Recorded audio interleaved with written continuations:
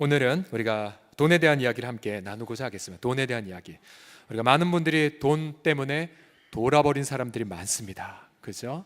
돈 때문에 돈 사람들이 많고, 또 서글프게도 참 안타깝지만 우리 자녀들이 장래 희망이 1위가 안타깝게도 본인들이 건물주가 되겠다, 그러면서 일찌감치 내가 건물 소유해서 내가 임대료나 받아먹고 살겠다라고 하는 그런 이야기들이 심심치 않게 들려오고 있습니다. 최악의 그런 회자되는 말이 이거죠. 조물주 위에 건물주가 있다는 표현들.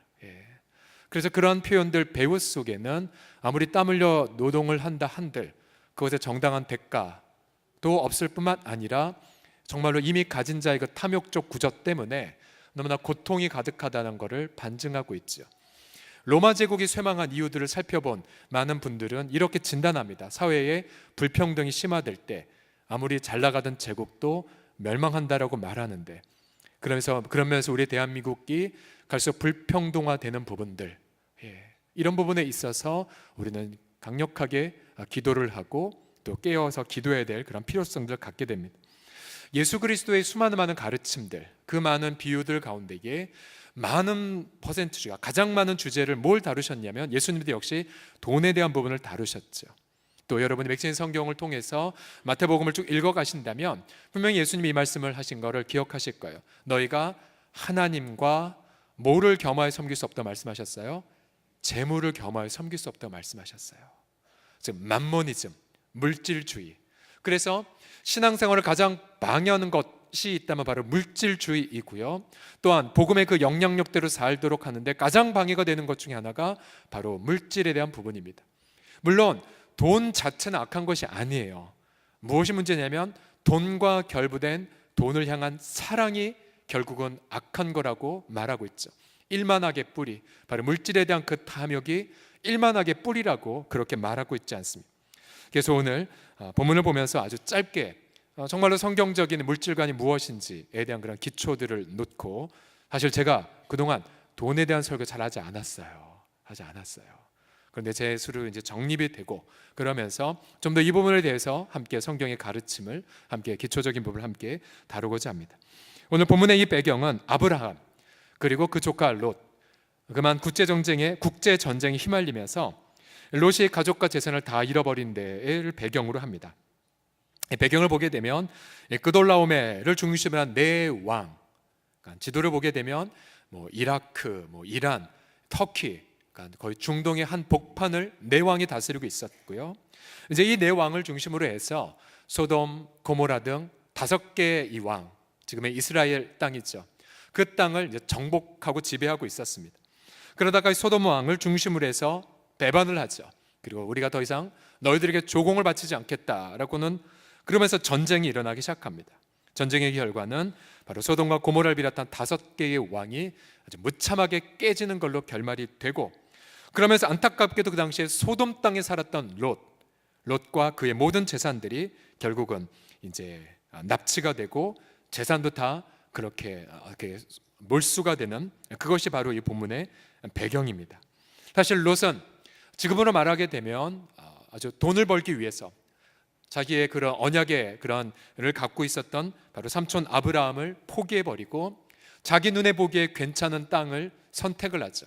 눈에 보기에 돈을 잘 벌 수 있고 또 눈으로 보기에 잘 나갈 것 같으니까 소돔 땅으로 이제 이사를 가요. 우리가 종종 우리 사회 지도층 인사들이 청문회 하다 보면 반드시 걸리는 것 중에 하나가 좋은 학군 때문에 위장 전입한 거, 그죠? 아주 너무나도 부분에 정직하지 않은 부분들이 얼마나 많습니까? 네, 이 롯은 그렇게 소돔 땅으로 갔지만 그의 계획은 완전히 다 무너졌죠. 본인도 납치되고 본인 재산 또 소돔 땅이 다 망했기 때문입니다. 그런데 아브라함은 롯이 납치되었다는 소식을 듣고는 14절과 16절을 보십시오. 이렇게 합니다. 아브라함이 그의 조카가 사로잡혔음을 듣고 집에서 길르고 훈련된 자 318명을 거느리고 단까지 쫓아가서, 단이라면 이스라엘의 최북단을 의미하는데요. 쫓아가서 그와 그의 가신들이 나뉘어 밤에 그들을 쳐부수고, 그들이라면 바로 그돌라오메를 중심으로 한 네 제국의 연합군대죠. 근데 그들을 쳐부숴요. 그리고 다메섹, 지금 말하면 시리아 왼편 호바, 시리아 북쪽까지 쫓아가서 모든 빼앗겼던 재물, 즉 소돔 땅의 모든 재산들, 또 롯의 모든 재물들, 또 사람들, 부녀자들, 친척들을 다 찾아버립니다. 그러니까 국제전쟁 한복판 안에서 아브라함의 이 작은 가문이 거둔 승리는 기적적이었죠. 기적이었습니다. 그러면서 아브라함이 승리의 절품을 들고 또 사람들을 들고 돌아올 때에 두 명이 영접을 합니다. 한 명은 소돔왕, 그리고 한 명은 살렘왕 멜기세덱이 이들을 영접하죠. 이제 이 두 사람의 영접과 아브라함의 태도를 통해서 우리는 이 재정에 대한 우리의 고백을 우리가 세 가지로 함께 드리고자 합니다. 우리 돈에 대한 우리의 진정한 가치관이 무엇인지를 함께 나눌 때에 첫 번째 재정에 대한 우리의 고백은 이것입니다. 우리가 늘 기도할 때 늘 축복의 문구 속에 나오는 건데요, 우리가 누리고 소유한 모든 것의 주권은 주님에게만 있나이다 라는 그런 고백이에요. 같이 한번 읽겠습니다. 시작. 우리가 누리고 소유한 모든 것의 주권은 주님에게만 있나이다. 아멘. 자, 아브라함의 승리에는 여러 가지 요인들이 있었어요. 우선 정보가 있었어요. 4개의 군대가 어느 루트로 도망가더라, 정보가 있었고, 그 다음 내가 내 조카를 구해야겠다. 돈 때문에 나를 떠났지만, 또 사업 잘하기 위해 나를 떠났지만, 그리고 하나님 앞에 관계가 있는지도 잘 모르겠지만 조카 돕겠다는 아브라함의 용기가 있었지요. 또한 그에게는 집에서부터 태어나서 훈련시킨 318명의 또 자원이 있었습니다. 또한 그날 두 팀으로 나누어 밤에 급습하겠다는 전략도 있었어요. 그리고 지혜가 있었어요. 그리고 이러한 과제를 추진하는 추진력도 있었습니다. 그리고 결정적으로 성과가 있었어요. 성과. 정보부터 시작하여 추진력, 그리고 성과 이르기까지. 이 모든 것 배후에 얼핏 보기엔 아브라함의 승리인 것 같지만, 그러나 그 당시에 하나님의 대제사장으로 있었던 멜기세덱 살렘 왕은 아브라함에게 분명한 사실을 자각시켜 줍니다. 19절 20절을 다 같이 읽겠습니다. 시작. 그가 아브라함에게 축복하여 이르되 천지의 주제이시요 지극히 높으신 하나님이여 아브라함에게 복을 주옵소서. 너희 대적을 네 손에 붙이신 지극히 높으신 하나님을 찬송할지로다. 뭐를 일깨웠냐면, 아브라함, 네가 전쟁에서 이긴 게 네 힘 때문이 아니야. 하늘과 땅의 모든 주제, 이 주제란 뜻이 뭐냐면 소유주란 뜻이에요. 소유주, 소유주. 바로 소유주, 하늘과 땅의 모든 것의 소유주, 바로 지극히 높으신 하나님, 그 놀라울보다 크신 하나님, 그 하나님이 너를 승리케 한 거야.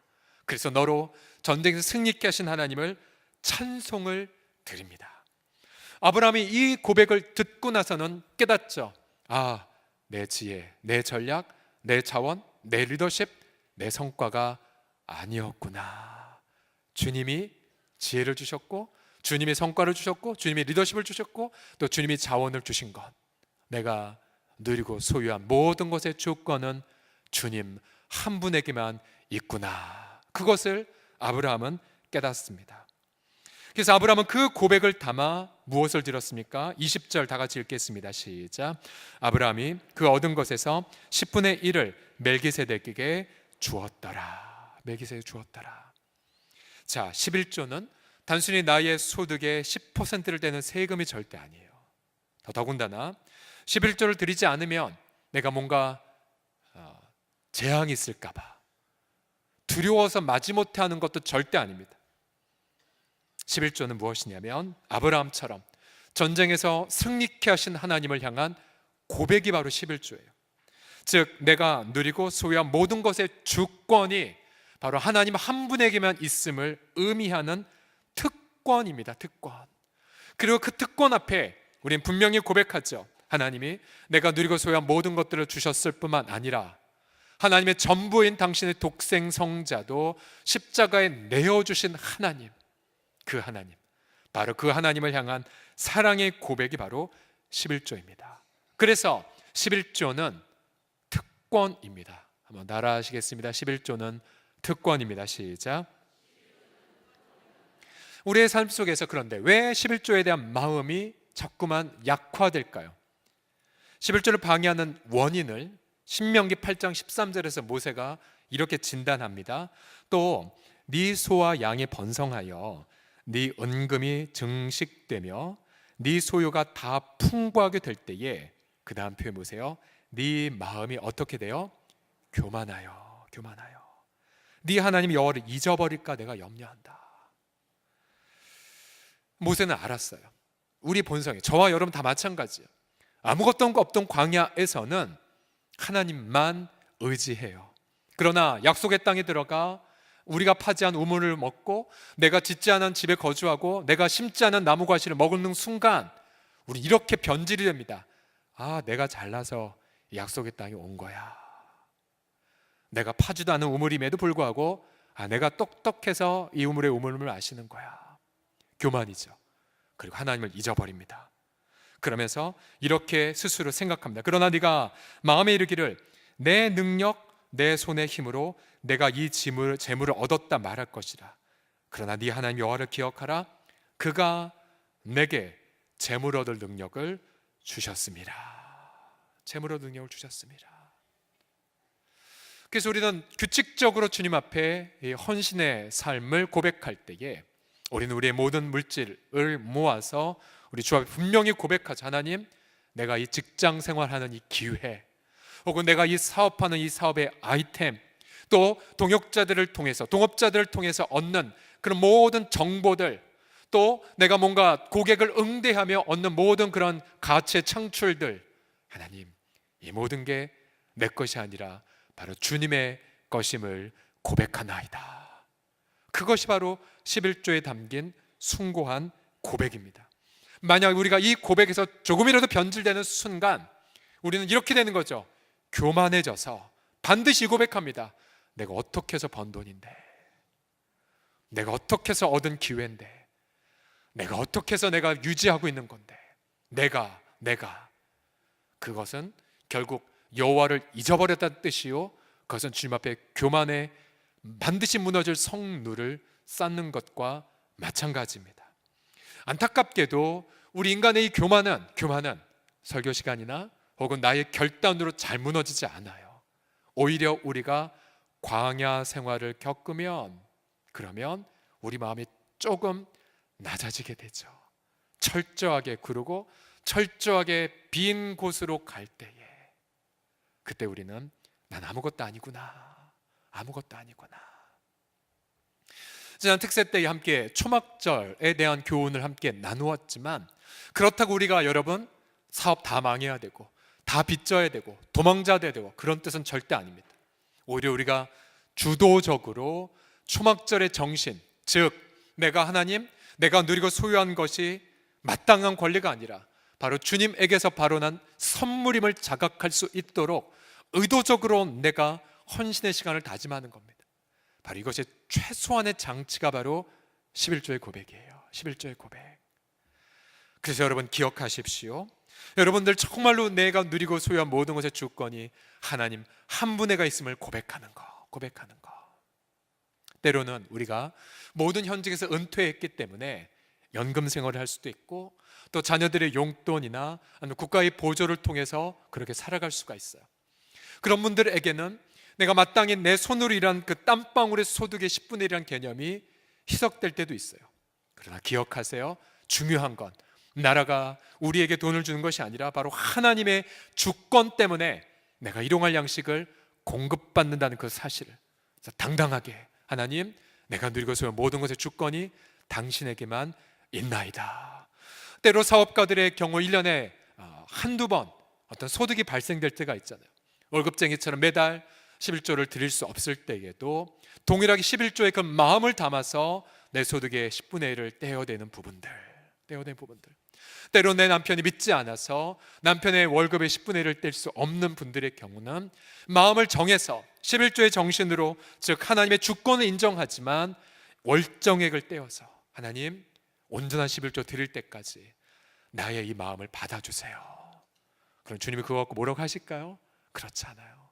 그래, 내가 네 고백 그대로 받노라. 자, 제정이나 우리의 고백 한번 다시 따라해 주시겠습니다. 우리가 누리고 소유한 모든 것의 주권은 주님에게만 있나이다. 시작. 우리가 누리고 소유한 모든 것의 주권은 주님에게만 있나이다. 교만을 배격하시고 광야 시절을 기억하시고 재물 얻을 능력 오직 주님 한 분에게만 있음을 인정하는 귀한 재정의 청지기들 다 되기를 예수님의 이름으로 축복합니다.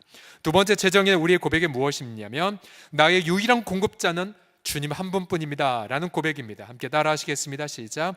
나의 유일한 공급자는 주님이십니다. 오늘 이 창세기 본문에서 아브라함이 10분의 1을 주 앞에 바친 것이 빛이 나는 또 한 가지 이유가 뭐냐면 소돔 왕이 이러한 달콤한 제안을 해요. 너 사람만 나한테 주고 내 도시 백성만 사람만 주고 너가 우리 도시의 모든 재산들 회복했지만 그냥 그거 가져가. 달콤한 제안을 해요.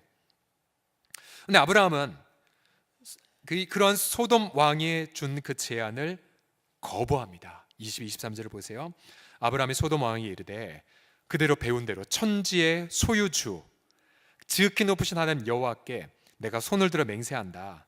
만약 네 말이 소돔 왕의 말이 내가 아브라함으로 치북해 하였다 하여 그러한 말을 자랑을 네가 할까봐 난 네가 속한 것은 실 한 오락이나 들매끈 한 가닥도 내가 가지지 아니하리라. 당시의 소돔 땅은 불법의 도시였죠. 우리가 창세기에서 보았듯이 동성연애와 폭력이 가득한 도시였습니다. 그래서 소돔 땅의 재산의 형성 과정은 온통 불의의 삭이었고 그리고 강포의 열매였습니다.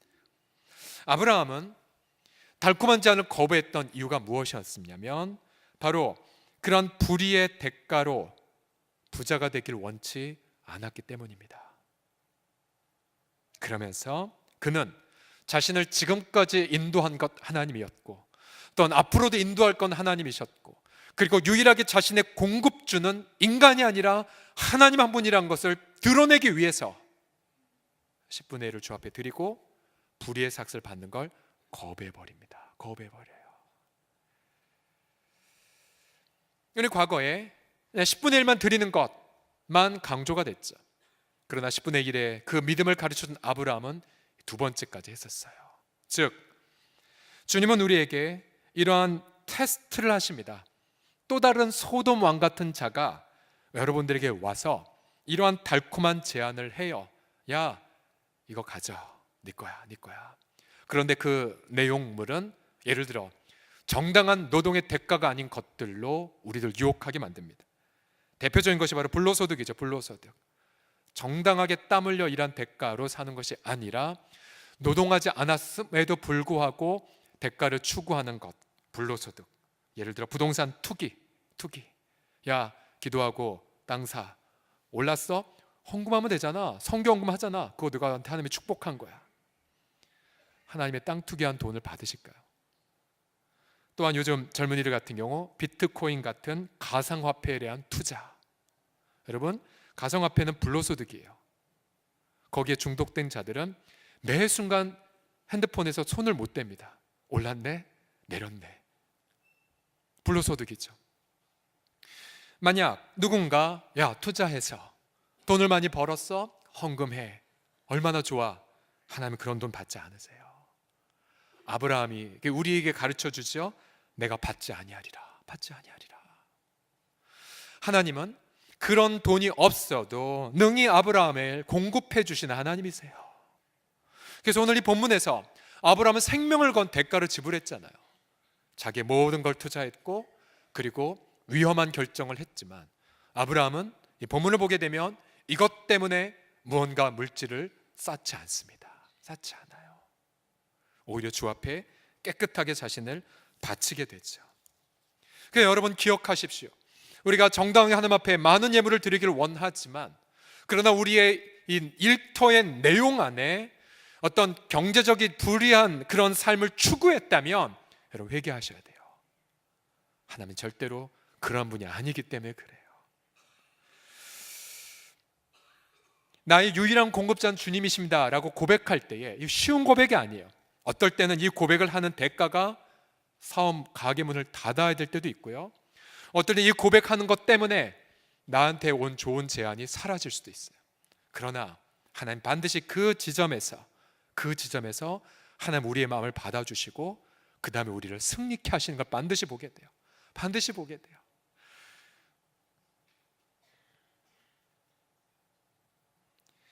여러분 알다시피 제가 신학대학교를 들어가자마자 저희 집안이 이제 망해버려서 이제 남부순환대로 대여 옆에 이제 반지하방에 이제 살았죠. 그 당시 저희 어머님 한복을 만들고 계셨었고, 저는 뭐 그냥 산 넘어가면 저희 학교니까 그냥 투덜투덜대면서 학교를 올라갔지만, 올라가면서 왜 우리는 망했을까? 너무 그 열등감, 이것 때문에 막 고통 어렸었습니다. 때로는 이제 점심값도 없으니까, 또 그런 여러 가지 핑계 대면서 수업만 듣고 바로 그냥 손살같이 집에 올 때도 있었었고, 등록 기간이 되었을 때에 열심히 기도했지만 등록금이 마련되지 않아서 결국은 2차, 3차 공고가 나와서 결국 잘려질 때까지 언제 이제 잘리나 보다, 제적되나 보다 라고 힘없이 다녔었습니다. 그때 어디서 어머님이 돈을 빌려오셨어요. 아들아, 이거 갖고 등록금을 내자. 근데 그 순간 더 마음이 비참해졌어요. 그 당시에 저희 집이 저와 제 어머님 그리고 제 여동생 3명만 믿고 있는 상황에서 믿음이 부유하지 않은 것도 열등감인데 또다시 부채까지 짊어져야 되느니, 그 순간 제 마음속에 어머님께, 어머님 우리 그냥 갖다 주세요. 학교 잘려도 좋으니까 우리 믿음 많은 가난한 자가 되지 말자고. 믿음 많은.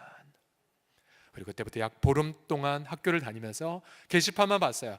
언제 잘리는가, 언제 제적에 내 이름이 올라가는가. 근데 그때 하나님이 저희 중심을 테스트하시다는 생각이 들었어요.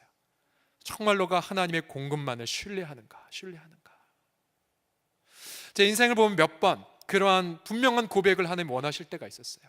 달콤한 제안이 있었지만 거부하고, 하나님만의 나의 유일한 공급주이십니다. 내가 설령 이 달콤한 제안을 거부한 대가로 광야로 간다 할지라도 주님, 당신만이 나의 공급주이십니다.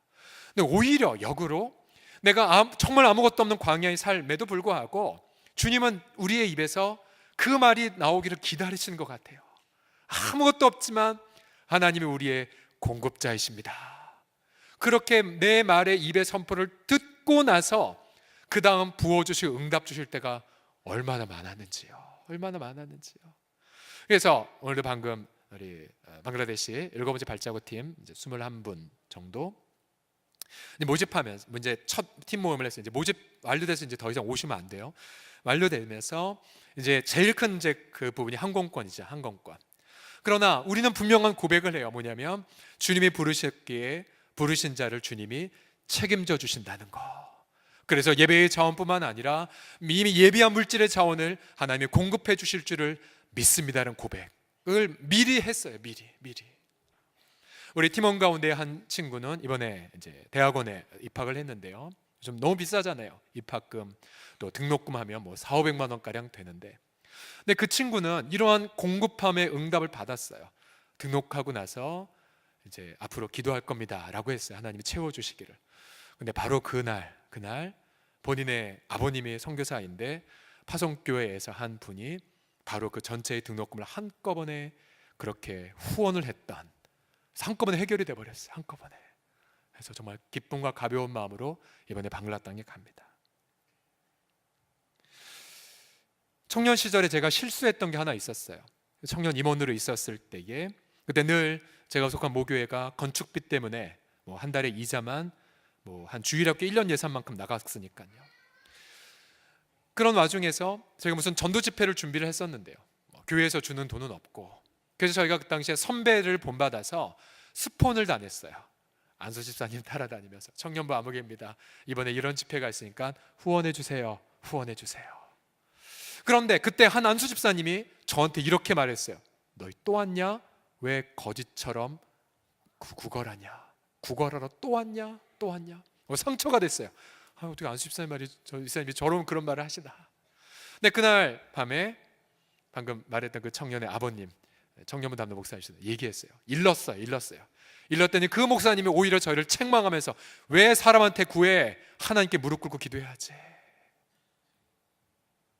그때 실수, 그리고 그때 책망받은 것이 제 평생 이 영성의 자양분이 됐어요. 그래, 맞아. 무릎 꿇고 주님께만 구하고 하나님만 신뢰해야 되는데. 그래서 그때부터 그 청년부에서는 사람에게 구하는 어떠한 시도도 하지 않았어요.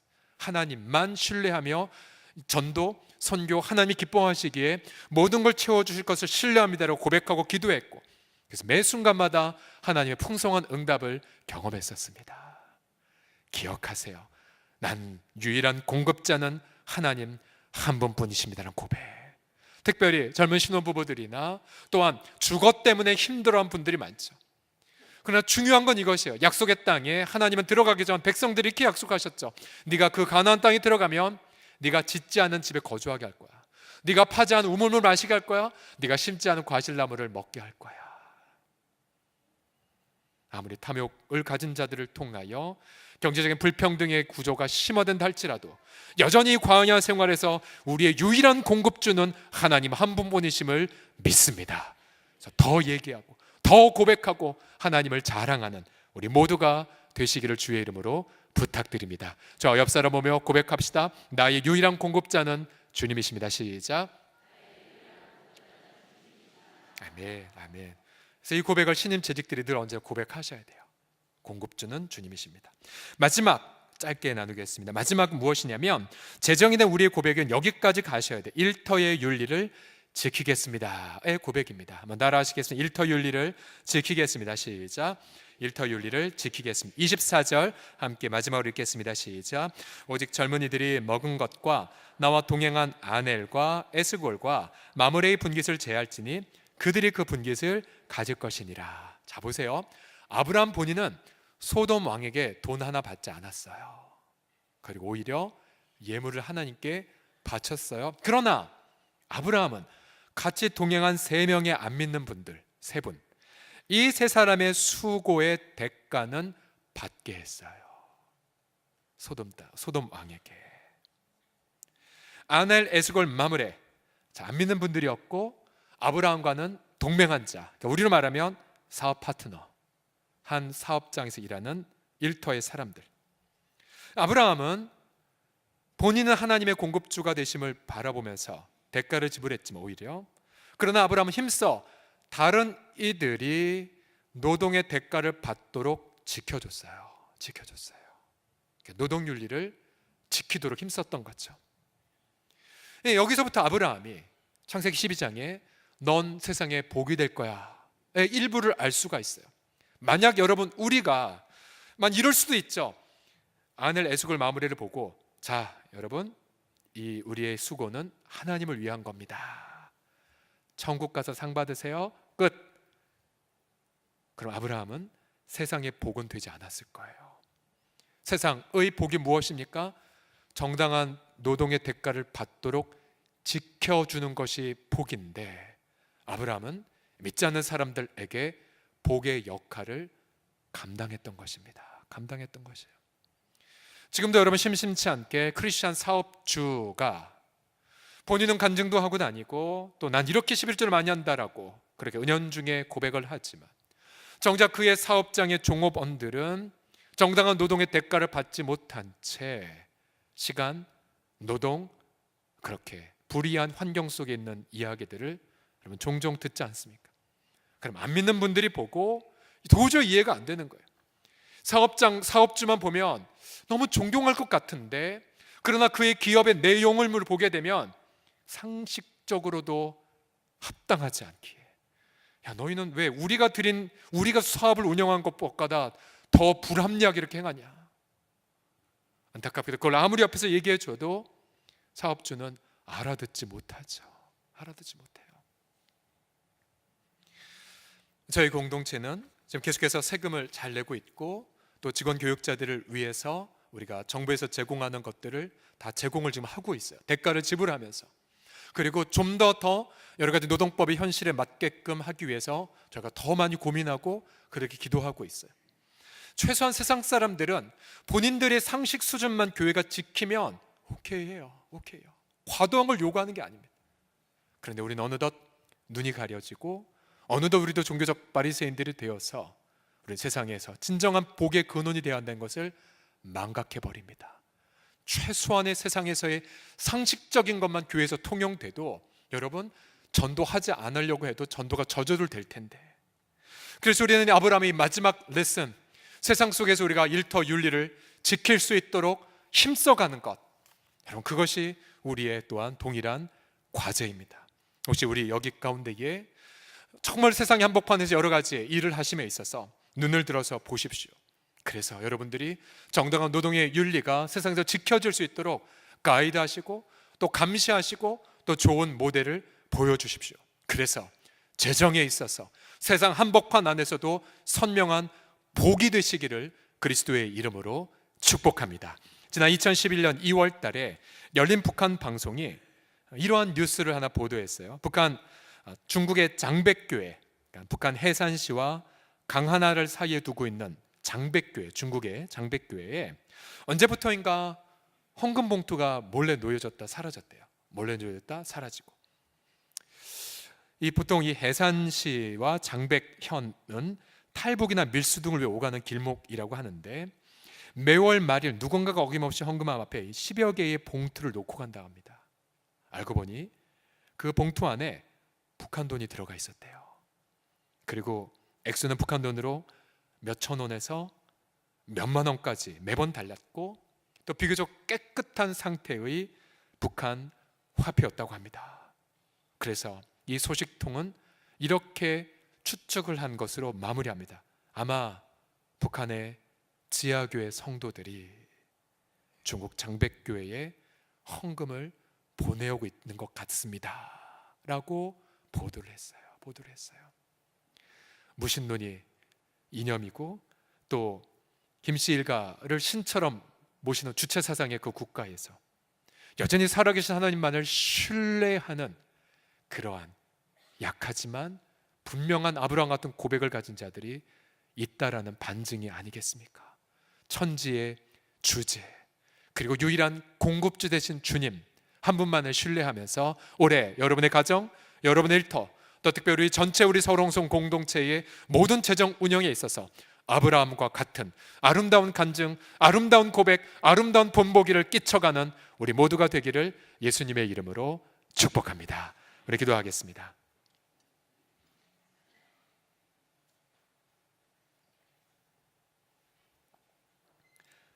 주여, 우리도 고백하나이다. 탐욕을 가진 자들의 발빠른 대처, 또 탐욕을 가진 자들의 기득권 등으로 인해 때론 우리도 힘을 잃고 힘없이 고개를 숙일 때에라도 주님, 우리는 눈을 들어 고백하나이다. 하늘과 땅의 모든 만물의 소유 주는 오직 주님이심을 선포하나이다.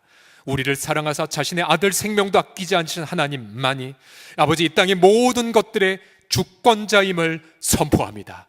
올 한 해 가정과 우리 공동체적으로 드려진 모든 재정 운영 하나하나들마다 우리의 주권자 된 하나님만의 고백이 넘쳐나게 하여 주시옵시고, 특별히 우리의 모든 세상 속에서의 모든 관계 안에서도 아버지 우리가 불로소득의 마음을 뺏기지 말게 하여 주시고, 또 아버지의 불법과 탈법에 결코 마음을 잃어버리지 말게 하여 주시고, 오직 우리의 유일한 공급자 되신 주님 한 분만을 신뢰하며 세상에 복의 근원되는 아름다운 재정 운영의 모델을 보일 수 있도록 함께하여 주시옵소서. 우리 주 예수님의 이름으로 기도드립니다.